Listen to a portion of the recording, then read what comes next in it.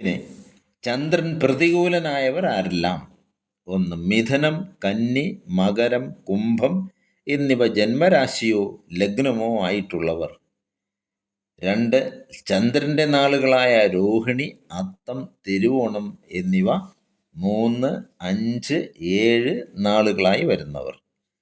അതായത് ഭരണി, പൂരം, പൂരാടം, ആയില്യം, തൃക്കേട്ട, രേവതി, പുണർദം, വിശാഖം, പൂരുരുട്ടാതി എന്നീ നാളുകാർ.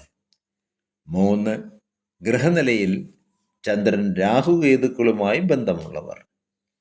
4. ഗ്രഹനിലയിൽ ചന്ദ്രൻ 6, 8, 12 തുടങ്ങിയ ദുസ്ഥാനങ്ങളിൽ നിൽക്കുന്നവർ. 5. ഗോചരാൽ 2, 4, 5, 8, 9, 12 എന്നീ രാശികളിൽ ചന്ദ്രൻ സഞ്ചരിക്കുന്നവർ. 6. കർത്തവാവ്, ചന്ദ്രഗ്രഹണം എന്നീ ദിവസങ്ങളിൽ ജനിച്ചവർ. 7. കൃഷ്ണപക്ഷ സപ്തമിക്കും ശുക്ലപക്ഷ ഷഷ്ടിക്കും മധ്യ ജനിച്ചവർ. 8.